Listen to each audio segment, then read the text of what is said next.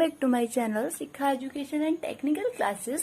So friends, आज के video में हम बात करेंगे इकोसिस्टम यानी पारिस्थितिक तंत्र की। फ्रेंड्स, हम विदाउट टाइम वेस्ट के अपना वीडियो स्टार्ट करते हैं। बट अगर अभी तक आपने मेरे चैनल को सब्सक्राइब नहीं किया है तो नीचे आपको रेड कलर का सब्सक्राइब आइकन दिख रहा होगा, उस पर प्रेस करके चैनल को सब्सक्राइब कर लीजिए और बेल आइकन को प्रेस कर दीजिए, जिससे आपको बीएससी की न्यू अपडेट्स मिलती रहे। और हाँ, अगर आपको किसी टॉपिक पर वीडियो चाहिए देन आप मुझे कमेंट बॉक्स में कमेंट कर सकते हो। मैं रिसेंटली वीडियो अपलोड कर दूंगी, क्योंकि अभी तो फिलहाल मेरे एग्जाम चल रहे थे देन मैं वीडियो अपलोड नहीं कर पाई हूँ। बट अब अगर आपको किसी टॉपिक पर वीडियो चाहिए देन आप मुझे कमेंट बॉक्स में कमेंट करो, मैं रिसेंटली वीडियो अपलोड करूंगी। सो फ्रेंड्स, आज का टॉपिक थोड़ा लंबा है तो विदाउट टाइम वेस्ट किए अपने टॉपिक पर आते हैं। सो इकोसिस्टम को जानने से पहले हमें पर्यावरण को जानना जरूरी है, तो देन हम पर्यावरण की डेफिनेशन जानते हैं। पर्यावरण किसे कहते हैं? अंतरिक्ष में संभवतः पृथ्वी ही एक ऐसा ग्रह है, जो पृथ्वी है वही एक ऐसा ग्रह है जहां स्थलमंडल, जलमंडल एंड वायुमंडल उपलब्ध होने के कारण जीव मंडल का विकास हो गया। जहाँ पे मतलब स्थलमंडल और वायुमंडल और जलमंडल तीनों के उपलब्ध होने के कारण जो है वो जीव मंडल का विकास हो गया है। इस प्रकार स्थलमंडल, जलमंडल, वायुमंडल एवं जीव मंडल सभी पर्यावरण के घटक हैं। पर्यावरण से अभिप्राय हमारे चारों ओर फैले हुए वातावरण एवं परिवेश से है, जिससे हमें घिरे हुए अर्थात हमारे चारों ओर जो कुछ भी है वही हमारा मतलब जिससे हम घिरे हुए अर्थात हमारे जो कुछ भी है हमारे चारों ओर, उसी को हम पर्यावरण बोलेंगे।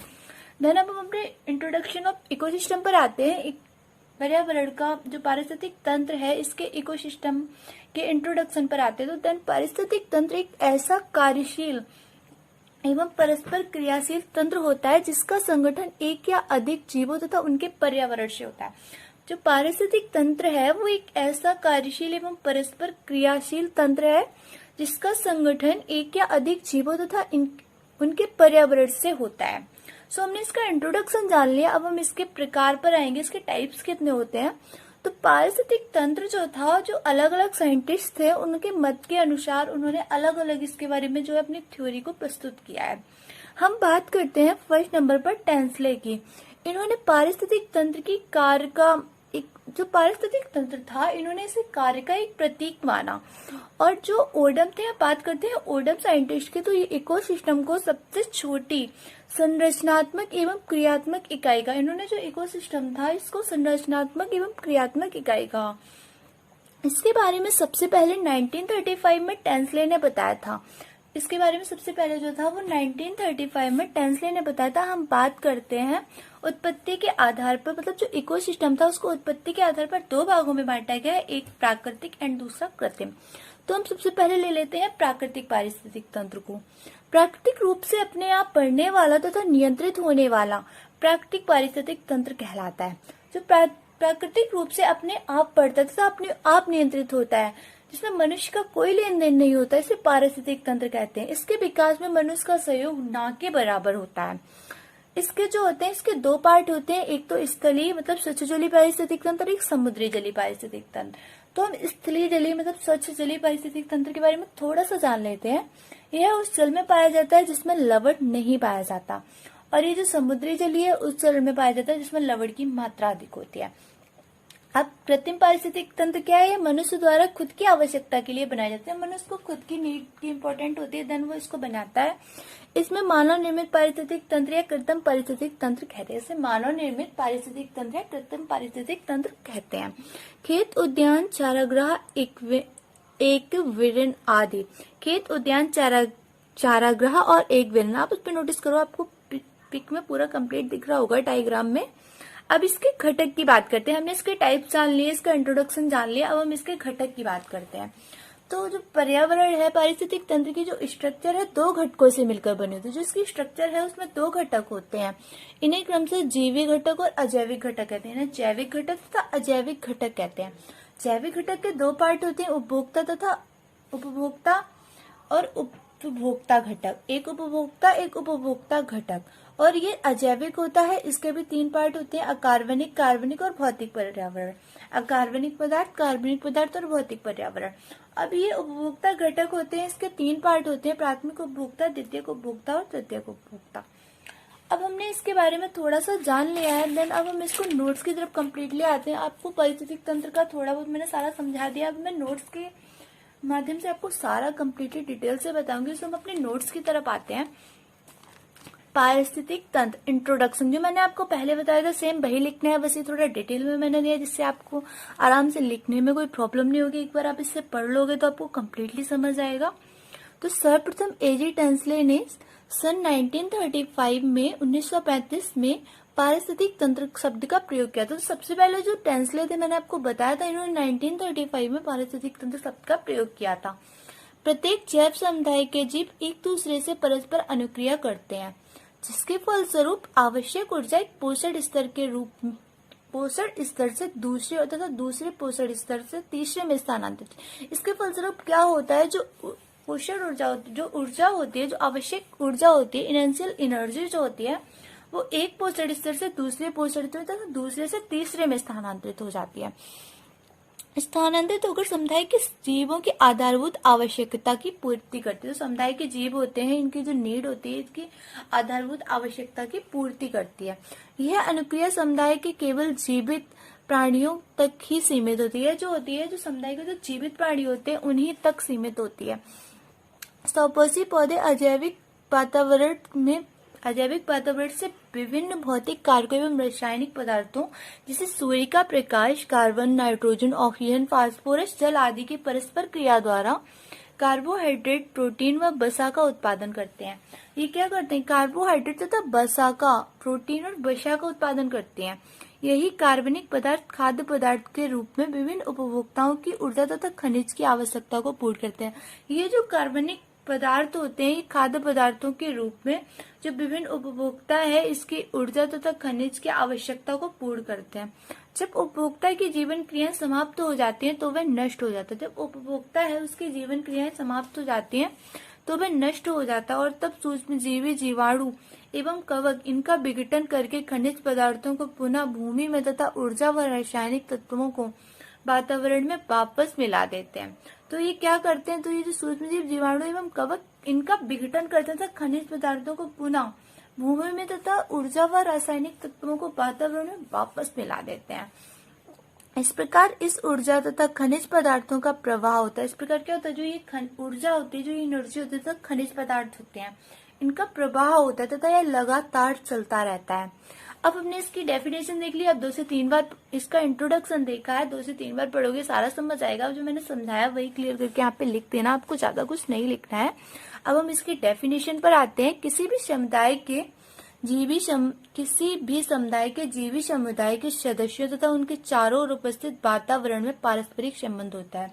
क्या बता रहा है कि कोई भी समुदाय है, जो उसके जीवी समुदाय होंगे तथा उसमें जो उसके चारों ओर उपस्थित वातावरण होगा में पारस्परिक संबंध होता है, और ये दोनों एक दूसरे पर प्रभाव डालते हैं, और ये दोनों क्या करते हैं, एक दूसरे पर इफेक्ट डालते हैं।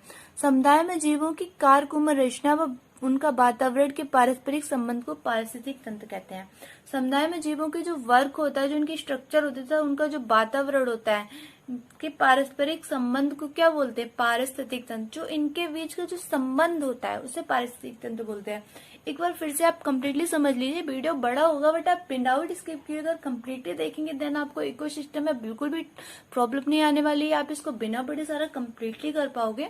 तो देन हम इसे फिर से समझते, किसी भी समुदाय के जीवी समुदाय के सदस्यों, जो कोई भी समुदाय है उसके जो जीवी सदस्य हैं, उसका जीवी समुदाय है और उसके जो सदस्य था उनके चारों ओर उपस्थित वातावरण, उनके चारों ओर उपस्थित जो वातावरण है, जो एटमोस्फियर है, उसमें पारस्परिक संबंध होता है और ये दोनों एक दूसरे पर इफेक्ट डालते हैं। और ये दोनों क्या करते हैं, ये एक दूसरे पर इफेक्ट डालते हैं।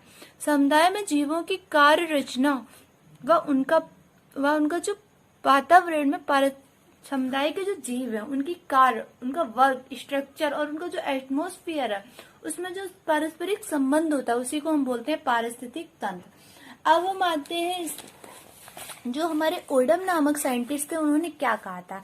ये मैंने आपको पहले भी बताया था। जो ये हमारे ओडम नामक साइंटिस्ट थे इन्होंने क्या कहा था, चलिए जानते हैं। ओडम नामक साइंटिस्ट ने 1963 ने पारिस्थितिक तंत्र को निम्न प्रकार परिभाषित किया। वो किसने किया था परिभाषित, जो पहले वाला था उसे किया था। जो सबसे फर्स्ट किया था वो हमारे जो टेंसली नामक साइंटिस्ट थे उन्होंने किया था। और ये सेकंड है हमारे ओडम, जिन्होंने 1963 में दिया और उन्होंने 1935 में दिया था। तो पारितंत्र पारिस्थितिकी की वह मूलभूत इकाई है जैविक तथा अजैविक वातावरण एक दूसरे पर अपना प्रभाव डालते हुए पारस्परिक अनुक्रिया द्वारा ऊर्जा एवं रासायनिक पदार्थों के निरंतर प्रवाह से उस तंत्र की कार्यात्मक गतिशीलता बनाए रखते हैं। क्या बता रहे हैं कि पारितंत्र जो है वो पारिस्थितिकी की वह मूलभूत इकाई है जिसमें जैविक तथा अजैविक वातावरण एक दूसरे पर अपना प्रभाव डालते हैं, जिसमें जैविक और अजैविक जो एटमॉस्फेयर होते हैं वो एक दूसरे पर अपना इफेक्ट डालते हैं। मतलब पारस्परिक अनुक्रिया द्वारा ऊर्जा एवं रासायनिक पदार्थों के निरंतर प्रवाह में उस तंत्र की कार्यात्मक गतिशीलता को बनाए रखें। क्या करते हैं, उस तंत्र में जो कार्यात्मक गतिशीलता होती है ऊर्जा एवं रासायनिक पदार्थों की, उसको बनाए रखते हैं। अब हम इसके स्ट्रक्चर पर आते हैं। हमने इसके घटक पहले ही पढ़ लिए थे, एक बार हम फिर से इसको कम्प्लीटली डायग्राम के थ्रू सारा समझते हैं। मैंने पहले भी आपको डायग्राम के थ्रू ही समझाया था, बट इन नोट्स आप सारा कम्प्लीटली देख लो। पारितंत्र की संरचना दो घटकों से मिलकर होती है। इन्हें क्रमशः जैविक तथा अजैविक घटक नाम से जाने। तो ये पारिस्थितिक तंत्र होता है, इसकी स्ट्रक्चर दो घटकों से मिलकर बनी होती है। एक जैविक घटक होता है, एक अजैविक घटक। पहले ही क्लियर किया था मैंने, जैविक घटक उपभोक्ता घटक, तो उपभोक्ता और उपभोक्ता घटक होते हैं। और अजैविक घटक के 3 टाइप्स होते हैं, कार्बनिक पदार्थ और भौतिक वातावरण। उपभोक्ता घटक को हमने 3 में डिवाइड कर दिया, प्राथमिक उपभोक्ता, द्वितीयक उपभोक्ता और तृतीयक उपभोक्ता। मैंने पहले ही समझाया था, आप ये मत बोलना कि स्पीड से बोलते हो समझ नहीं आ रहा। अगर ऐसा है तो देन आप मुझे कमेंट बॉक्स में कमेंट करना, मैं अपनी स्पीड थोड़ी सी कम कर दूंगी। बट क्वेश्चन बड़ा होता है, देन वीडियो लंबा हो जाता है, फिर आप लोग इतना लंबा वीडियो देख नहीं पाते हो, इसलिए मुझे वीडियो थोड़ा शॉर्ट में करना पड़ता है और स्पीड में पढ़ाना पड़ता है। सो फ्रेंड्स, अब हम आते हैं अपने जैविक घटक पर। जो हमने ये ऊपर जैविक घटक और अजैविक घटक को पार्टिसिपेट किया, अब हम जैविक घटक पर आते हैं। जैविक घटक पारितंत्र में इस घटक में सभी जीवित जीव सम्मिलित है। पारिस्थितिक तंत्र के इस घटक में जो सभी जीवित जीव सम्मिलित है। जैविक घटक निम्न होते हैं। जैविक घटक निम्न होते हैं। ये हमने जैविक घटक के पार्ट पढ़े थे ना, उपभोक्ता और उपभोक्ता घटक। तो सब ये उपभोक्ता नहीं था गाइड, सॉरी ये गलती होगी, ये उत्पादक था। ये उत्पादक और उपभोक्ता दो होते हैं, बाय मिस्टेक हो गया, सॉरी सर। आप इसको कट करके उत्पादक कर लेना, मैंने बार 2-3 बार थोड़ा मिस्टेक कर दिया। मैंने लिखा उसमें डायग्राम में भी सही होगा, बट बाय मिस्टेक हो गया। तो हम आते हैं उत्पादक एवं स्वपोषित घटक पर। Producers and autotrophic components. Okay, पारितंत्र के स्वपोषी घटक में उत्पादक या ऊर्जा परिक्रमी सम्मिलित है। पारितंत्र का जो स्वपोषी घटक है उसमें ऊर्जा परिक्रमी सम्मिलित है। इसके अंतर्गत वे सभी हरे पौधे आते हैं जो प्रकाश संश्लेषण की क्रिया द्वारा कार्बन डाइऑक्साइड एवं जल की पर्णहरित की उपस्थिति में सूर्य के प्रकाश द्वारा ग्लूकोज में परिवर्तित हो जाते हैं। इसके अंतर्गत जो होते हैं वो सारे ग्रीन प्लांट्स आते हैं जो फोटोसिंथेसिस की क्रिया के द्वारा कार्बन डाइऑक्साइड एवं जल को पर्णहरित की उपस्थिति में सूर्य के प्रकाश द्वारा जो होते हैं वो ग्लूकोज में परिवर्तित करते हैं। जो वाटर होता है उसको ग्लूकोज में चेंज करते हैं। सारे प्लांट्स के अंदर आते हैं। देन हम इसके आगे जानते हैं, ग्लूकोज पौधों में भोजन के रूप में एकत्रित हो जाए। ये जो ग्लूकोज होता है वो पौधों में भोजन के रूप में एकत्रित रहता है और श्वसन क्रिया के फलस्वरूप ऊर्जा प्रदान करता है। और ये क्या करता है, ये श्वसन क्रिया के फलस्वरूप जो होता है ये एनर्जी प्रदान करता है। यही ऊर्जा विभिन्न जैविक क्रियाओं के काम, यही जो एनर्जी होती है ये विभिन्न जैविक क्रियाओं के काम आती है। अब हम इसका रिएक्शन देख लेते हैं कि बनता कैसे है ग्लूकोज। तो कार्बन डाइऑक्साइड के 6 मॉलिक्यूल है, हाइड्रोजन के 12 मॉलिक्यूल है, ये क्लोरोफिल है और सनलाइट की प्रेजेंटेशन में हमने ये रिएक्शन करा दी। तो क्या बना, C6H12O6। कार्बन की ये 6 मॉलिक्यूल है, हाइड्रोजन के 12 है और ये ऑक्सीजन के 6 है, plus 6O2 plus 6H2O। 6 CO2 यहाँ पे 6 है तो यहाँ पे भी 6 होंगे। मतलब सारा आप इस रिएक्शन को लर्न कर लेना। अगर आपको समझना है तो देन मुझे कमेंट करना, बट वीडियो काफी लंबा हो जाता है तो इसलिए पहले जो हम इकोसिस्टम जान रहे हैं उसको कम्प्लीटली जान लें। यहाँ पे एक नोट बना के लिख लेना कि प्रकाश संश्लेषण की क्रिया में कार्बन डाइऑक्साइड का अपचयन होता था, जल का उपचयन होता है। मतलब इम्पोर्टेंट पॉइंट था तो मैंने सोचा लिख दूं। प्रकाश संश्लेषण की क्रिया में क्या होता है, कार्बन डाइऑक्साइड का उपचयन होता है, रिडक्शन होता है, एंड जल का क्या होता है, अपचयन होता है। कुछ प्रकाश संश्लेषी बैक्टीरिया तथा रसायन संश्लेषी बैक्टीरिया रोगाणु में कार्बनिक पदार्थ के निर्माण में सहायता करते हैं। कुछ जो होते हैं वो कार्बनिक पदार्थ के निर्माण में सहायता करते हैं, जैसे नीले, हरे, शैवाल, सल्फर, जीवाणु आदि। अब दूसरा था हमारा परपोषी घटक या उपभोक्ता। एक उत्पादक था, एक उपभोक्ता। तो एक मैंने उपभोक्ता कर दिया था, देन दूसरा उपभोक्ता घटक। बट आप सही कर लेना, एक उत्पादक है और सेकंड जो हमारा पॉइंट है वो उपभोक्ता घटक है। तो परपोषी घटक एवं उपभोक्ता की हम बात करते हैं। इनमें प्रकाश संश्लेषण की क्षमता नहीं होती है। ये अपना भोजन प्राथमिक उत्पादों, ये जो होते हैं ये फोटोसिंथेसिस की क्रिया नहीं करते हैं। ये अपना भोजन किससे प्राप्त करते हैं? ये अपना भोजन प्राथमिक उत्पादों, हरे पौधे तथा अन्य जीवधारियों को खाकर प्राप्त करते हैं। शाकाहारी होते हैं ये, मतलब हरे पौधों से अपना भोजन प्राप्त करते हैं, तो अन्य जीवधारियों को भी खाकर प्राप्त कर लेते, खा लेते हैं ये, मतलब मांसाहारी, मतलब होते तो शाकाहारी ही है। ये फर्स्ट वाले होते हैं, ये शाकाहारी ही होते हैं, तो हम कंप्लीटली जानते हैं यहाँ पे।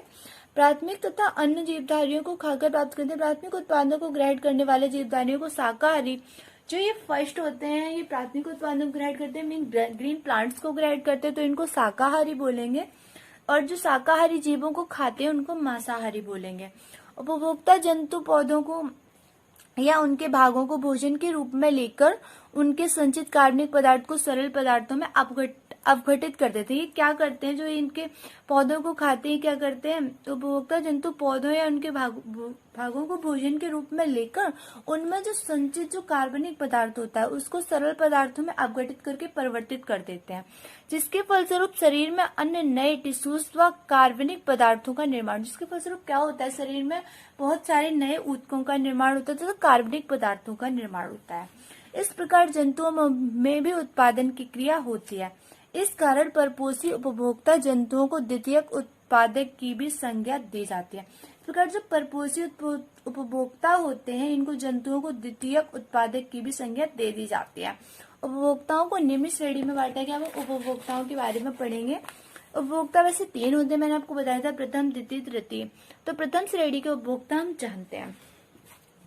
तो जो फर्स्ट श्रेणी के उपभोक्ता होते हैं, इस श्रेणी के अंतर्गत वे जंतु आते हैं जो प्राथमिक उत्पादक या हरे पौधों से अपना भोजन प्राप्त, मतलब शाकाहारी चीजों से अपना भोजन प्राप्त करते हैं, उन्हें प्राथमिक उपभोक्ता कहते हैं, प्राइमरी कंज्यूमर्स कहते हैं। जैसे हिरन, बकरी, गाय, चूहा, टिट्टा, तो छोटे से पढ़ रहे हो ये तो आराम से समझ ही जाओगे। एंड जो हमारे सेकेंडरी कंज्यूमर्स मतलब द्वितीय श्रेणी के उपभोक्ता है, जो जीवधारी अपना भोजन, जो शाकाहारी जंतु पेड़ पौधे खाते हैं, और ये द्वितीय श्रेणी के क्या करते हैं? उन शाकाहारी जंतुओं को खा लेते हैं। तो ये जो होते हैं वो सेकेंडरी कंज्यूमर्स के अंदर आते हैं, मतलब ये मांसाहारी उपभोक्ता कहलाते हैं। उदाहरण, चूहे को बिल्ली खा लेती है तथा हिरन को भेड़िया तथा टिड्डे को मेढक द्वारा खाया जाना। इन उदाहरणों में मेढक, भेड़िया, बिल्ली क्या है? तृतीय श्रेणी के उपभोक्ता है। अब हम तृतीय श्रेणी के उपभोक्ता की बात करते हैं। इस श्रेणी के अंतर्गत वे मांसाहारी जीव आते हैं जो द्वितीय श्रेणी के उपभोक्ताओं द्वारा भोजन प्राप्त करते हैं। इस श्रेणी के अंतर्गत वो आते हैं जो, मतलब एक तो फर्स्ट वाले थे जो हमारे प्राइमरी कंज्यूमर्स थे, वो ग्रीन प्लांट्स को खाते थे, और जो हमारे सेकेंडरी कंज्यूमर्स थे वो हमारे प्राइमरी कंज्यूमर्स को खाते थे। अब ये जो लास्ट है हमारे टेरिटरी कंज्यूमर्स, ये क्या करते हैं? ये सेकेंडरी कंज्यूमर्स को भी खा लेते हैं एंड ये प्राइमरी कंज्यूमर्स को भी खा लेते हैं।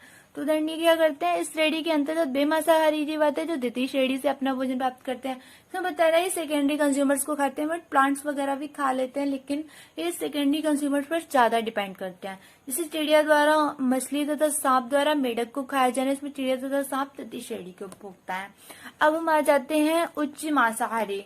टॉप कॉर्नोवायरस, ये कौन कौन से थे? टॉप कॉर्निवोरस, ये कौन कौन से? इस श्रेणी के अंतर्गत बेमांसाहारी जीव आते हैं जो द्वितीय श्रेणी के उपभोक्ताओं द्वारा भोजन प्राप्त करते हैं। इस श्रेणी के अंतर्गत वो आते हैं जो सेकेंडरी जो कंज्यूमर्स थे इनके द्वारा अपना भोजन तो प्राप्त करते हैं, पर इनको कोई भी जंतु मार के नहीं खा सकता, जैसे शेर, चीता वगैरह, इनको कोई जंतु मार के नहीं खाता। तो अब हम आते हैं अपने नेक्स्ट पॉइंट की तरफ। अब है हमारा अपघटनकर्ता। अपघटनकर्ता वो है जो जीवी घटक उत्पादक एवं उपभोक्ता की मृत्यु के पश्चात उनके शरीर का अपघटन करते हैं। जो जीव मतलब उत्पादक एवं उपभोक्ता की मृत्यु हो जाती है उसके पश्चात उसके शरीर का अपघटन करते हैं तथा अपघटन के फलस्वरूप निर्मित साधारण पदार्थों द्वारा अपना भोजन तथा ऊर्जा प्राप्त करते हैं। अपघटन के फलस्वरूप जो निर्मित साधारण पदार्थ प्राप्त होते हैं उनसे अपना भोजन तथा एनर्जी को प्राप्त करते हैं। ऐसे जीवों को अपघटनकर्ता कहते हैं। अपघटक मृत पौधों तथा जंतुओं का अपघटन करके पृथ्वी की सफाई करते हैं। ये क्या करते हैं? ये पौधों तथा जंतुओं का अपघटन करके ये पृथ्वी की सफाई करते हैं। इन्हें प्रकृति का मेहतर भी कहा जाता है। अब बात करते हैं हम अजैविक घटक की। अब हमने एक घटक की बात कर ली थी, अब हम जैविक घटक की बात कर ली थी, अब हम अजैविक घटक को पढ़ते हैं। अजैविक घटक के अंतर्गत निर्जीव वातावरण आता है। इसके अंतर्गत जो होता है वो निर्जीव, इसके अंदर जैविक समुदाय नहीं आता, इसके अंतर्गत निर्जीव वातावरण आता है। और जो वो जीवी घटक थे उसके अंदर जैविक समुदाय आता था। यह विभिन्न जीविक घटकों को नियंत्रित करता है। अजीबी घटक को अकार्बनिक, कार्बनिक एवं भौतिक 3 घटकों में विभाजित किया गया। मैंने बताया था इसको 3 घटकों में डिवाइड किया गया, अकार्बनिक, कार्बनिक एंड भौतिक। तो सबसे फर्स्ट है हमारा अकार्बनिक, इनऑर्गेनिक कंपोनेंट्स। लिख लेना इनऑर्गेनिक कंपोनेंट्स। अजैविक घटक के अंतर्गत निर्जीव वातावरण आता है। अजैविक घटक के अंतर्गत क्या आता है? निर्जीव वातावरण आता है। विभिन्न जीवी घटकों को नियंत्रित करता है। अजैविक घटक को अकार्बनिक, कार्बनिक एवं भौतिक 3 घटकों में बांटा गया। सेकेंड है हमारा कार्बनिक, ऑर्गेनिक कंपोनेंट्स। इसके अंतर्गत मृत जंतु एवं पौधों के कार्बनिक यौगिक, प्रोटीन, कार्बोहाइड्रेट्स तथा वसा और प्रोटीन द्वारा उत्पन्न पदार्थ, ह्यूमस या यूरिया आदि। इसके अंतर्गत क्या होता है? मृत जंतु और जो पौधे होते हैं उनके कार्बनिक यौगिक, प्रोटीन, कार्बोहाइड्रेट्स और वसा द्वारा अपघटन द्वारा जो उत्पन्न पदार्थ होते हैं वो ह्यूमस व यूरिया वगैरह ये इसके अंतर्गत आते हैं। अब हम बात करते हैं फिजिकल कंपोनेंट्स की, भौतिक घटक की। इसके अंतर्गत दिए गए क्षेत्र के जलवायवी, इसके अंतर्गत क्या होता है? दिए गए क्षेत्र के जलवायवी कारक आते हैं, जैसे प्रकाश, ताप, हवा व विद्युत। और सौर ऊर्जा सबसे प्रमुख भौतिक घटक। सौर ऊर्जा क्या है? वो सबसे प्रमुख भौतिक घटक है, जिसे हरे पौधों का पर्णहरिम विकिरण ऊर्जा के रूप में लेता है। इससे क्या करता है? जो ग्रीन प्लांट्स होते हैं इनका पर्णहरिम जो विकिरण ऊर्जा के रूप में ले लेता है। पौधे इस भौतिक ऊर्जा को रासायनिक ऊर्जा में परिवर्तित करते हैं तथा जो पौधे के अंतर्गत कार्बनिक पदार्थ के रूप में संचित रहती है, यही ऊर्जा संपूर्ण जैविक समुदाय में प्रवाहित होती है। यही ऊर्जा क्या होती है? संपूर्ण जैविक समुदाय में प्रवाहित होती है और इसी के द्वारा पृथ्वी पर जीवन संभव है। क्या बता रहा है ये आपको समझ में नहीं आएगा, मैं एक बार आपको कम्प्लीटली समझाती हूँ। सौर ऊर्जा जो है ये सबसे प्रमुख भौतिक घटक है, जिसे हरे पौधों का पर्णहरिम विकिरण ऊर्जा के रूप में, जिसे क्या करता है? जो ग्रीन प्लांट्स होते हैं इनका जो पर्णहरिम होता है ये विकिरण ऊर्जा के रूप में लेता है। पौधे इस भौतिक ऊर्जा को रासायनिक ऊर्जा में, जो ये फिजिकल एनर्जी होती है इसको प्लांट्स क्या करते हैं? इसको केमिकल एनर्जी में परिवर्तित कर देते हैं। जो पौधे के अंदर कार्बनिक पदार्थ के रूप में संचित रहती है, जो होती है प्लांट्स के अंदर कार्बनिक पदार्थ के रूप में संचित रहती है, यही ऊर्जा संपूर्ण जैविक समुदाय को प्रभावित होती है। यही जो एनर्जी होती है संपूर्ण जैविक समुदाय में प्रवाहित होती है और इसी के द्वारा पृथ्वी पर जीवन संभव, मतलब यही जो है इसी के द्वारा जो है हमारा पृथ्वी पर जीवन संभव है। पारिस्थितिक तंत्र के प्रकार की बात हम करते हैं। मैंने पहले ही आपको बताया था पारिस्थितिक तंत्र 2 प्रकार के होते हैं, प्राकृतिक और कृत्रिम। पारिस्थितिक तंत्र को निम्न करणों में सर्वांगित किया गया, एक तो प्राकृतिक और एक प्राकृतिक पारिस्थितिक तंत्र और कृत्रिम पारिस्थितिक तंत्र। तो प्राकृतिक पारिस्थितिक तंत्र की हम बात कर लेते हैं, नेचुरल इकोसिस्टम्स की हम बात कर लेते हैं। ऐसे पारितंत्र जो मानव के हस्तक्षेप के बिना कार्यरत रहते हैं प्राकृतिक पारिस्थितिक तंत्र कहलाते हैं। मैंने आपको बताया था प्राकृतिक पारिस्थितिक तंत्र जिसमें मानव का सहयोग ना के बराबर होता है, इसे प्राकृतिक पारिस्थितिक तंत्र कहते हैं। अब हम बात करते हैं कि प्राकृतिक पारिस्थितिक तंत्र होते कितने प्रकार के। तो प्राकृतिक पारिस्थितिक तंत्र में हमारा पहला नंबर है स्थलीय पारिस्थितिक तंत्र। इसके अंतर्गत वन, घास तथा मरुस्थलीय पारिस्थितिक तंत्र आते हैं। इसके अंतर्गत क्या है? वन, घास तथा मरुस्थलीय पारिस्थितिक तंत्र आते हैं। तो जलीय पारिस्थितिक तंत्र की हम बात करें मुख्यतः 2 प्रकार का होता है। इसके अंतर्गत नदी, झरना, तालाब, झील तथा दलदल के पारिस्थितिक तंत्र। इसके अंतर्गत नदी, झरना, दलदल के पारिस्थितिक तंत्र वगैरह आते हैं। और ये स्वच्छ जलीय पारिस्थितिक तंत्र, इसके अंतर्गत नदी, झरना, तालाब, झील तथा दलदल के पारिस्थितिक तंत्र आते हैं। ये मैंने यहाँ पे आपको दोबारा से बता दिया। इसके अंतर्गत नदी, झरना, तालाब तथा स्वच्छ जलीय पारिस्थितिक तंत्र आते हैं। अब हम बात करते हैं समुद्री पारिस्थितिक तंत्र की। इसमें गहरा सागरी तथा तटीय सागरी पारिस्थितिक तंत्र। इसमें क्या होता है? इसमें जो गहरी सागरी होते हैं और जो तटीय सागरी होते हैं, ये इसमें जो गहरी सागरी तथा तटीय सागरी प्रकार के जो इकोसिस्टम्स होते हैं वो आते हैं। अब हम बात करते हैं स्वच्छ जलीय या तालाब पारिस्थितिक तंत्र की। तालाब का पारिस्थितिक तंत्र स्वच्छ जल के जो तालाब का पारिस्थितिक तंत्र होता है वो स्वच्छ जल के पारिस्थितिक तंत्र का एक उत्तम उदाहरण है।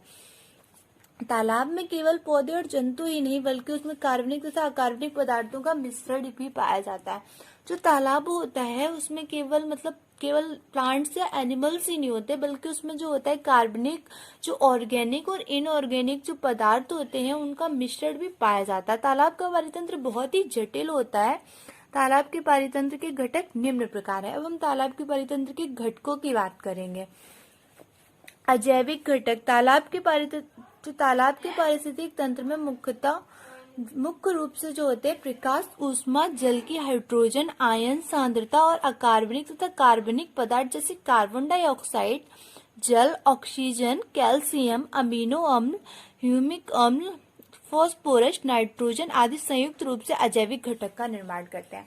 इसमें क्या होता है कि जो तालाब का जो इकोसिस्टम होता है, इसमें मुख्यतः रूप से जो प्रकाश, ऊष्मा और जो ये जल की हाइड्रोजन होती है और आयन सांद्रता और अकार्बनिक तथा कार्बनिक पदार्थ जैसे CO2, water, oxygen, calcium, amino acid, humic acid, phosphorus, nitrogen क्या करते हैं आदि संयुक्त रूप से अजैविक घटक का निर्माण करते हैं। इनमें से कुछ मात्रा में पोषक पदार्थ जल में गुलित अवस्था में होते हैं और कुछ जीव जंतुओं में एकत्र रहता है। कुछ होता है जो पोषक पदार्थ होता है वो जल में गुलित अवस्था में रहते हैं और कुछ जीव जंतुओं में एकत्र रहते हैं। अब हम आते हैं अपने नेक्स्ट पॉइंट की तरफ। जैविक घटक क्या है?